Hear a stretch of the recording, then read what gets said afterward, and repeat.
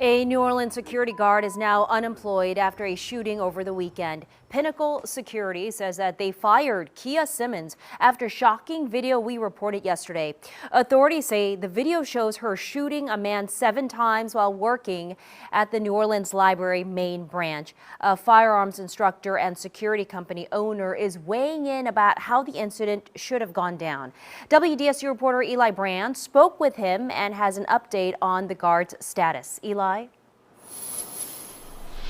So the law enforcement officials tell me Simmons still in jail tonight, being held on $280,000 bond. That firearms instructor I spoke with said Simmons failed at multiple points during that shooting Saturday evening.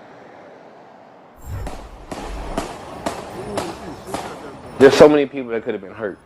There's so many people that will have PTSD as a result of this. She's open to so many civil lawsuits. It doesn't even make sense. Those are just the initial criticisms Angel Arms NOLA and Exodus Security owner Isaiah Stewart has for Kia Simmons after video caught her firing 11 shots at Henry Mark in broad daylight right in front of the New Orleans Public Library on Loyola Avenue while on duty as a security guard Saturday.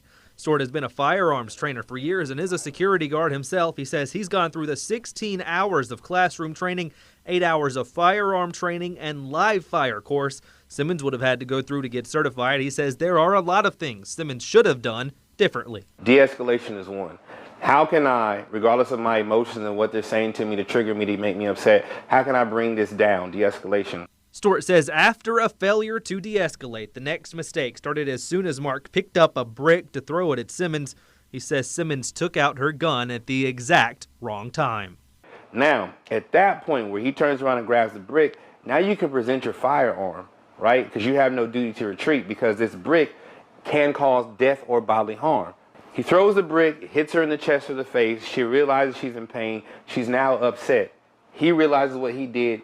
He turns and runs away. He's fleeing. Legally, he's no longer a threat. Stewart claims the current training regiment should have taught Simmons everything she needed to know. He says he tells the security guards he trains the most important thing is to remember it's on you to prove your deadly force was justified. If I pull this trigger, can I prove that what I did was justified? Because I'm not shooting to hurt you. I'm shooting to eliminate you as a threat.